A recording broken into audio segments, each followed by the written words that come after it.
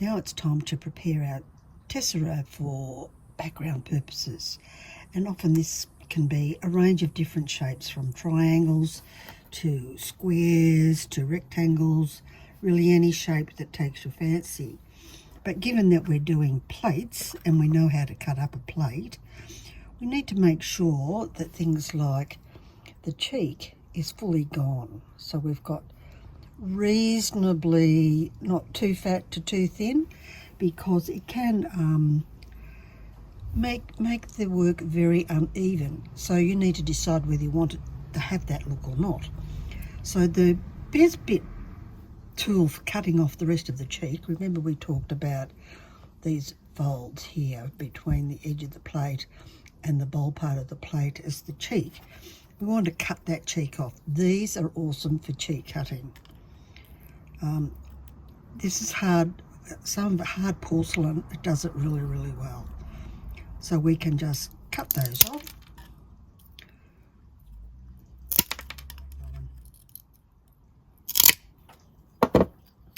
And once we've cut that off, then we can continue on to cut up our tesserae as we did before, which was, you know, the cut it in half, this, that, and everything else, until eventually we get to this shape. So from here we can cut the end bit off and end up with lovely little shapes like this. Not too thick, got a smooth edge on it, and cut things in half, so it would be something like this. Cut off the end bit.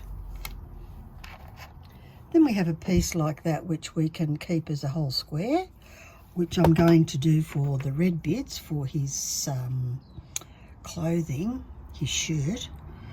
So I'm leaving that as big chunky squares, or you can cut it down further, either more rectangles, triangles. You could even make really tiny pieces, which are no good for me because I can't I can't find them or hold them. So you can get right down to as small as you want. Some people go even smaller. That's way too small for me. So let's have a look at how then it's applied. We can see I've got my little feet here for shoes. I've got some whiskers to stick on.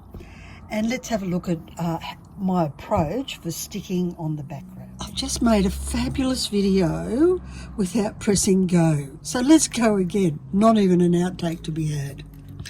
We're looking at how to cut up and use a background. So here's a really good example where we've got empty spaces ready to be coloured in, if you like, with our test. So I've done one row and I just follow the edges of the shapes. Might be that you might decide, okay, well, I just want it to follow the straight lines of the spiral. It's up to you how you want to do the background. There are stacks of rules about what you should and shouldn't do if you're doing classic type designs, but they're also good to reference, so you gives you extra ideas on how to do your colouring in. Here's some I prepared earlier. It's an Australian joke. We have an ad that does this. So I followed the curve that is the hat brim all the way around here with my tesserae. It's all nice and glued. I followed the curve around my curly Q, which left me with just this little bit to colour in. So it was just a matter of cutting up the shapes to have them all fit in. The other thing when you're doing your background, just a little hint and tip, is to avoid, and I've got some here to show you, is to avoid a grout track. So this is two pieces with a grout track here. If I had a third one, that would be like a big no-no. What that does is actually interrupt your eye.